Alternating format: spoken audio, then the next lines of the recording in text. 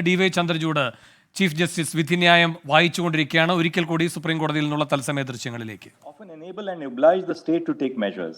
My learned brother also arrives at the conclusion that the state is indirectly discriminating against the queer community, but fails to exercise the power vested in this court by Article 32 to alleviate this discrimination in any way. This court is not through judicial diktat creating a legal regime exclusively for persons of the queer community, but merely recognizing the duty of the state to recognize the entitlements flowing from exercising the right to choose a life partner. Page 234.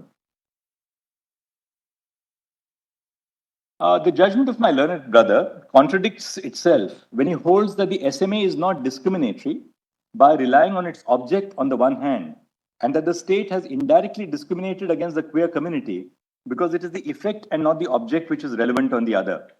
My learned brother discusses in detail the deprivation, exclusion, and discrimination faced by the queer community.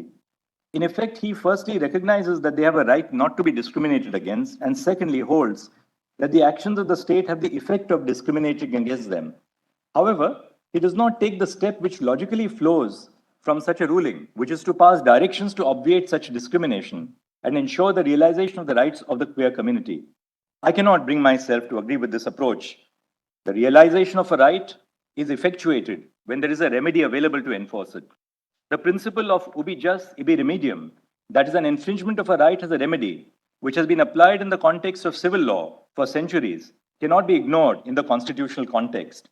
Absent the grant of remedies, the formulation of doctrines is no more than judicial platitudes. In view of the deeming fiction created by Section 12 of the Hindu Adoptions and Maintenance Act 1956, and Section 63 of the JJ Act, an adopted child is a legitimate child of the adopting couple. The manner of determination of legitimacy prescribed by Section 112 of the Indian Evidence Act shall not apply in view of the deeming fiction created by Section 12 of the Hindu Adoptions and Maintenance Act and Section 63 of the JJ Act. Thus, all the benefits which are available under the law to a legitimate child who has been validly adopted of a married couple will equally be available to the legitimate child of an unmarried couple.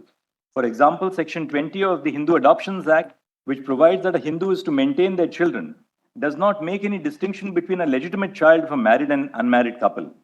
Similarly, succession law in India does not differentiate between the child of a married and unmarried couple if the child has been adopted by following the due process of law.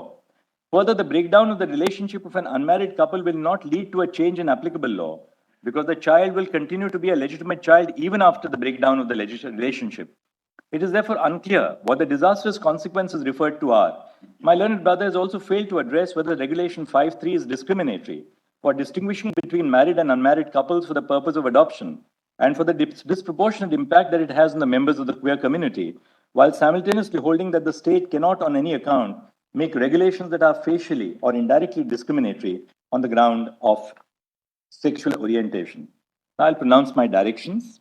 The first part of my directions are directions to obviate discrimination. Counsel for the petitioners and some counsel for the respondents advanced extensive submissions on the various forms of violence and discrimination that society and the state machinery inflict upon the queer community, and especially queer couples. This has been discussed in detail in the prefatory part of the judgment. Counsel sought directions to obviate such violence and discrimination. Now my directions. A. The union government, state governments, and governments of union territories are directed to 1. Ensure that the queer community is not discriminated against because of their gender identity or sexual orientation. 2. Ensure that there is no discrimination in access to goods and services to the queer community which are available to the public. 3. Take steps to sensitize the public about queer identity, including that it is natural and not a mental disorder. 4. Establish hotline numbers that the queer community can contact when they face harassment and violence in any form. 5. Establish and publicize the availability of safe houses or Garima Grahs in all districts to provide shelter to members of the queer community who are facing violence or discrimination. 6.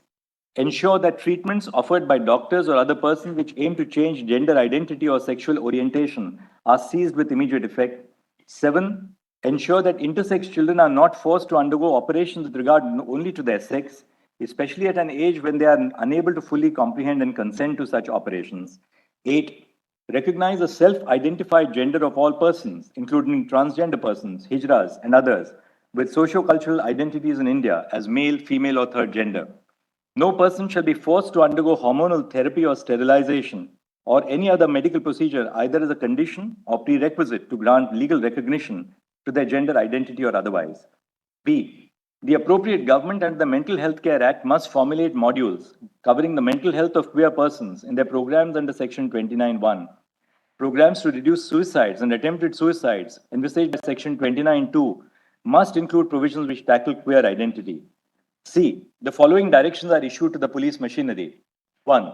There shall be no harassment of queer couples by summoning them to the police station or visiting their places of residence solely to interrogate them about their gender identity or sexual orientation. 2. They shall not force queer persons to return to their natal families if they do not wish to return to them. 3. When a police complaint is filed by queer persons alleging that their family is restraining their freedom of movement, they shall, on verifying the genuineness of the complaint, ensure that their freedom is not curtailed. 4. When a police complaint is filed apprehending violence from the family for the reason that the complainant is queer or is in a queer relationship, they shall, on verifying the genuineness of the complaint, ensure due protection. And 5. Before registering an FIR against a queer couple or one of the parties in a queer relationship, where the FIR is sought to be registered in relation to their relationship, they shall conduct a preliminary inquiry in terms of Lalita Kumari versus Government of UP to ensure that the complaint discloses a cognizable offense. The police must first determine if the person is an adult.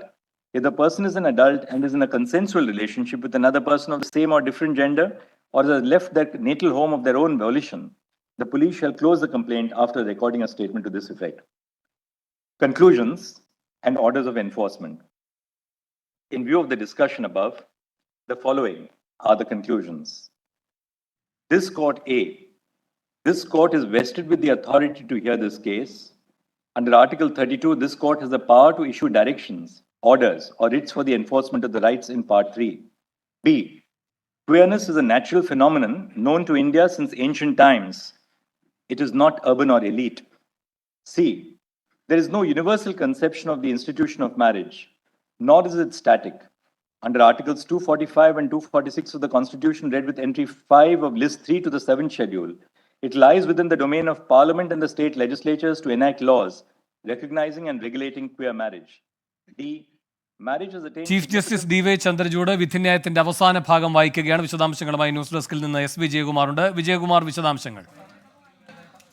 Venu, chief justice അദ്ദേഹത്തിന്റെ judgement വായിച്ച് അവസാനിപ്പിക്കുന്നതിന് മുൻപ് ചില പ്രധാനപ്പെട്ട നിർദ്ദേശങ്ങൾ മുന്നോട്ട് വയ്ക്കുന്നുണ്ട്. ആ നിർദ്ദേശങ്ങൾ എന്നത് സംസ്ഥാനങ്ങൾക്കും സർക്കാരുകൾക്കുള്ളതാണ്. I will read out my directions എന്ന് അദ്ദേഹം സൂചിപ്പിക്കുന്നുണ്ട്. അത് union government, state government, union territories are directed to എന്ന് പറഞ്ഞാണ് അദ്ദേഹത്തിൻ്റെ തുടക്കം. അദ്ദേഹം പറയുന്നത് ഈ സ്വവർഗാനുരാഗികളെ അവർക്ക് ഏതെങ്കിലും തരത്തിലുള്ള ഡിസ്ക്രിമിനേഷൻ ഒരിടത്തു നിന്നും ഉണ്ടാകാൻ പാടില്ല, അവരോട് വിവേചനം ഉണ്ടാകുന്നില്ലെന്ന് ഉറപ്പുവരുത്തണം, അവർക്ക് എല്ലാ ഗുഡ്സ് ആൻഡ് സർവീസസും അവർക്ക് ലഭ്യമാകണം, അത് സ്റ്റേറ്റിൻ്റെ ബാധ്യതയാണ്, അത് അവർക്ക് ലഭ്യമാകുന്നുണ്ട് എന്ന് അവരുടെ ബാധ്യതയാണ്. അതുപോലെ തന്നെ അവർക്ക് അടിയന്തര സാഹചര്യങ്ങൾ നേരിടുന്നതിന് create a hotline for queer community എന്ന് പറയുന്നുണ്ട്. അവർക്ക് വേണ്ടി ഒരു ഹോട്ട് ലൈൻ തുടങ്ങണമെന്ന് പറയുന്നുണ്ട്. അതുപോലെ ക്രിയേറ്റ് എ സേഫ് ഹൗസസ്, അവർക്ക് വേണ്ട സുരക്ഷിത വാസസ്ഥലങ്ങൾ ഒരുക്കാൻ സ്റ്റേറ്റിന് ബാധ്യതയുണ്ട്. അതുപോലെ അവരുടെ ഏതെങ്കിലും തരത്തിൽ അവരോട് വിവേചനം ഉണ്ടാവുകയോ അവരെ നിർബന്ധമായി ഏതെങ്കിലും തരത്തിലുള്ള കാര്യങ്ങൾക്ക് പ്രേരിപ്പിക്കുകയോ ചെയ്യാൻ പാടില്ല എന്ന് സൂചിപ്പിക്കുന്നുണ്ട്. അവരുടെ പഴയ വീടുകളിലേക്കൊക്കെ തിരികെ കൊണ്ടുവരുന്നതിനൊക്കെ നടത്തുന്ന കൗൺസിലിംഗ് പോലെയുള്ള ഇപ്പോൾ പലയിടത്തും നടക്കുന്ന ഏർപ്പാടുകൾ അത് പാടില്ല, അത് നിയമവിരുദ്ധമാണ് എന്ന് ചീഫ് ജസ്റ്റിസിൻ്റെ ജഡ്ജ്മെൻറ്റ് അദ്ദേഹം സൂചിപ്പിക്കുന്നുണ്ട്.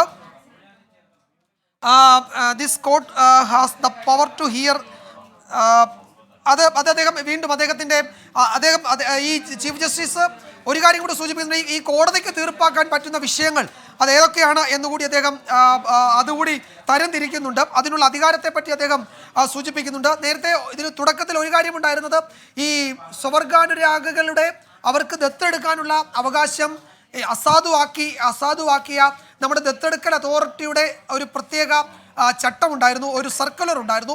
ആ സർക്കുലർ അസാധുവാണ് എന്ന് കോടതി വ്യക്തമാക്കിയിട്ടുണ്ട്. അതായത് സ്വവർഗാനുരാഗികൾക്ക് ദത്തെടുക്കാൻ അവർക്കും ദത്തെടുക്കാം, അവർക്ക് ദത്തെടുക്കുന്നത് തടഞ്ഞുകൊണ്ടുള്ള ആ സർക്കുലർ ആ ദത്തെടുക്കൽ അതോറിറ്റിയുടെ സർക്കുലർ സുപ്രീം കോടതി അത് അസാധുവാണ്, ഭരണഘടനാ വിരുദ്ധമാണ് എന്ന് സൂചിപ്പിക്കുന്നു. അതായത് ആ കമ്മ്യൂണിറ്റിയിലുള്ളവർക്ക് ദത്തെടുക്കുന്നതിനുള്ള അധികാരമുണ്ട് എന്നുകൂടി കോടതി ഇപ്പോൾ വ്യക്തമാക്കുകയാണ്. കുട്ടികളിൽ ലിംഗമാറ്റ ശസ്ത്രക്രിയ നടത്തുന്നില്ല എന്ന് ഉറപ്പാക്കണം. ഹോർമോൺ ചികിത്സ ഒരു വ്യക്തിക്കും നൽകാൻ പാടില്ല. അതൊക്കെ അദ്ദേഹത്തിന് ഡയറക്ഷൻസ് ആയി പറയുന്നതാണ്. സ്വവർഗ വിവാഹിതർക്ക് സുരക്ഷിതമായ വീട് ഉറപ്പാക്കണം. ഭിന്ന ലൈംഗികത ഉള്ളവർക്കായി ഹോട്ട് ലൈൻ സ്ഥാപിക്കണം. നമ്മൾ നേരത്തെ അത് സൂചിപ്പിച്ചു, അതിൻ്റെ മലയാള പരിഭാഷയാണിത്. പിന്നെ വിവാഹം മാറ്റമില്ലാതെ തുടരേണ്ട ഒരു സംവിധാനമല്ല എന്ന് കോടതി ചൂണ്ടിക്കാട്ടുന്നുണ്ട്. കാലാകാലങ്ങളിൽ നിരവധി മാറ്റങ്ങൾ അതിൽ ഉണ്ടായിട്ടുണ്ട്. നേരത്തെ നമ്മൾ പറഞ്ഞതാണ് ഈ വിധവാ പുനർവിവാഹത്തെ കാര്യവും സതി എന്ന ദുരാചാരം നിർത്തലാക്കിയ കാര്യവും ഒക്കെ സൂചിപ്പിച്ചുകൊണ്ട് കോടതി അതിൽ രണ്ട് കാര്യങ്ങളിൽ വ്യക്തത ഉണ്ടോ ഇക്കാര്യത്തിൽ? ചീഫ് ജസ്റ്റിസിന്റെ വിധിന്യായം ഇതുവരെ വരുമ്പോൾ സ്വവർഗ വിവാഹം എന്ന ആവശ്യം മൗലികമായ അവകാശമായി പ്രഖ്യാപിക്കാൻ കഴിയില്ല എന്ന തീർപ്പിലേക്ക് ചീഫ് ജസ്റ്റിസ് എത്തുന്നുണ്ടോ? രണ്ടാമതായി, നിയമനിർമ്മാണത്തിന് നിർബന്ധിക്കില്ല എന്ന് പറയുമ്പോൾ ചീഫ് ജസ്റ്റിസിന്റെ വിധിന്യായത്തിലെ ഉത്തരവിന്റെ സ്വഭാവം എന്തായിരിക്കാം? ചില നിർദ്ദേശങ്ങൾ വേണു ഇതുവരെ വന്ന സൂചനകളിൽ ഇതൊരു ഫണ്ടമെന്റൽ റൈറ്റ് ആയി പ്രഖ്യാപിക്കണമെന്ന ഹർജിക്കാരുടെ ഏറ്റവും പ്രധാനപ്പെട്ട ആവശ്യത്തോട് ചീഫ് ജസ്റ്റിസ് ഇതുവരെ അതിനോട് താതാത്മ്യം പ്രാപിച്ചിട്ടില്ല എന്നത് ഉറപ്പാണ്. ഇതൊരു മൗലിക അവകാശമായി, അത് നമുക്കറിയാം, വിവാഹം ഒരു മൗലിക അവകാശമായി പ്രഖ്യാപിക്കാൻ കഴിയാത്ത സാഹചര്യമുണ്ട്. അത് വ്യക്തികളുടെ തെരഞ്ഞെടുപ്പാണ് എന്ന് കോടതി പറഞ്ഞുകൊണ്ട് തന്നെയാണ്. അതായത് രണ്ട് ആളുകൾക്ക് ഒരുമിച്ച് ജീവിക്കുക എന്നത് ആ വ്യക്തികളുടെ ഒരു തെരഞ്ഞെടുപ്പാണ്. അങ്ങനെ തെരഞ്ഞെടുക്കുന്നതിന് എന്താണ് ഭരണഘടനയുടെ പരിരക്ഷയുണ്ട്. പക്ഷേ അത് അങ്ങനെ തെരഞ്ഞെടുക്കുന്നതിന് അതൊരു മൗലിക അവകാശമാണ്, അതൊരു ഫണ്ടമെന്റൽ റൈറ്റ് ആണ് എന്ന് ഇതാ ചീഫ് ജസ്റ്റിസ് പറയുന്നില്ല, അത് അദ്ദേഹം സൂചിപ്പിക്കുന്നുണ്ട്.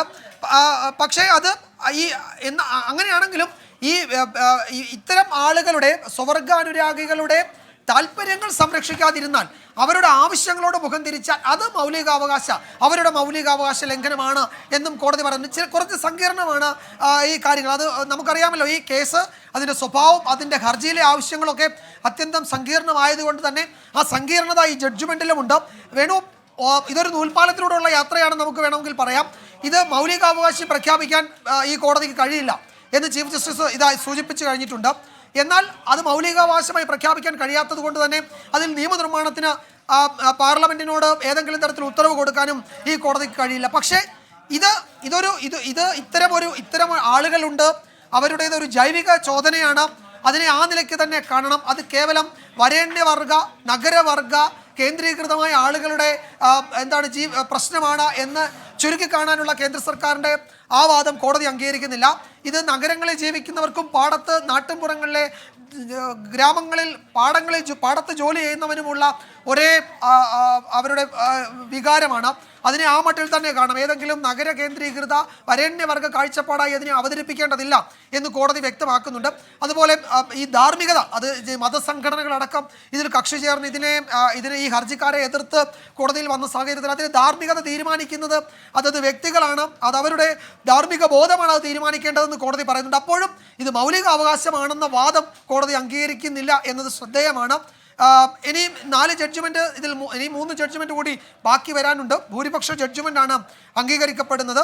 ഇതിൽ ജസ്റ്റിസ് ഭട്ടിനോട് വിയോജിപ്പുണ്ടെന്ന് ചീഫ് ജസ്റ്റിസ് അറിയിക്കുകയും ചെയ്തു. ഈ സ്പെഷ്യൽ മാരേജ് ആക്ടിലെ വിവേചനം അത് ഏതെങ്കിലും തരത്തിൽ പ്രകടമായി കാണുന്നില്ല എന്നതായിരുന്നു ജസ്റ്റിസ് ഭട്ടിൻ്റെ ഒരു നിരീക്ഷണം. അതങ്ങനെയല്ല, അതിൽ വിവേചനമുണ്ട് എന്നത് പ്രകടമാണ് എന്നതായിരുന്നു ചീഫ് ജസ്റ്റിസ് ചൂണ്ടിക്കാട്ടിയത്. വേണു, അതുകൊണ്ട് ബാക്കി ജഡ്ജ്മെന്റ് കൂടി വന്നാൽ മാത്രമേ അതിലെ ഭൂരിപക്ഷ വിധി ഏത് എന്നതിലേക്ക് നമുക്ക് പോകാൻ കഴിയൂ. പാർലമെന്റിന്റെ അധികാരത്തിലേക്ക് വീണ്ടും കാര്യങ്ങൾ പോകുന്നുണ്ടോ, അതോ വീണ്ടും ഒരു വിശാല ബെഞ്ചിലേക്ക് പോകുന്നുണ്ടോ എന്നതും പ്രധാനപ്പെട്ട ചോദ്യമാണ്. ഏതാനും മണിക്കൂറുകൾക്കുള്ളിൽ നമുക്ക് അതിന് ഉത്തരം കിട്ടുമെന്ന് കരുതാം.